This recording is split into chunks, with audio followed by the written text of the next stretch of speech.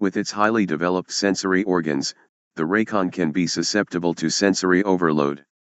Intense light, sound, or electromagnetic interference might disrupt its echolocation, electrolocation, and visual capabilities.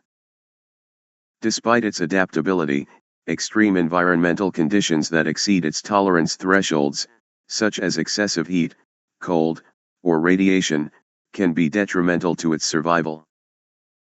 The Raycon's scales are its first line of defense, a shield against the barrage of human aggression.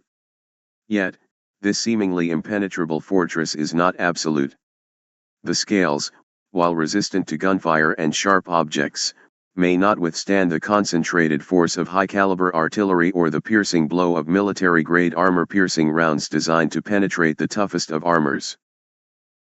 Water and heat pose little threat to the Raycon, its skin deflecting these elements with ease. However, the creature's resistance to fire and electricity, while remarkable, is not infinite.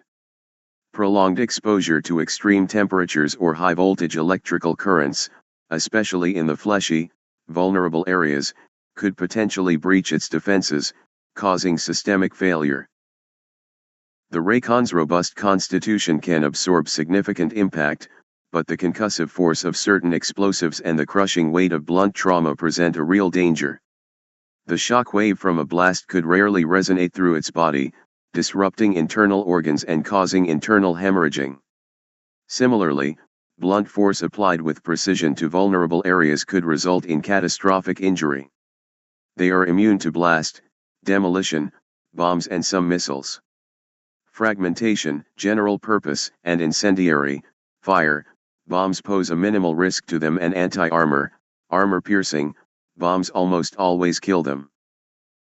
The Raycon's aerial prowess is unmatched, but a fall from great heights could prove fatal. The force of impact upon landing could fracture its skeletal structure, particularly if it strikes the ground head first. Extreme pressure applied to the body, neck, or head could compress its internal structures, leading to asphyxiation or cerebral damage. The Raycon's tongue, essential for nourishment, is a critical vulnerability.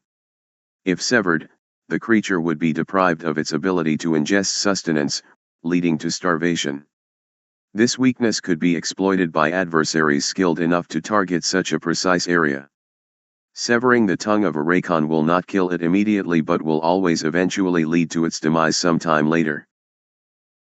The eyes and ears are its most sensitive organs. A well-aimed strike to these areas could blind or deafen the creature, disorienting it and rendering it vulnerable to further attack. Sulfuric acid can injure them, boiling sodium hydroxide can kill them under the right circumstances, oxygen deprivation and toxic gas can also kill them. All of what is mentioned here are effective ways to kill them, that is if you are able to. Good luck, soldier.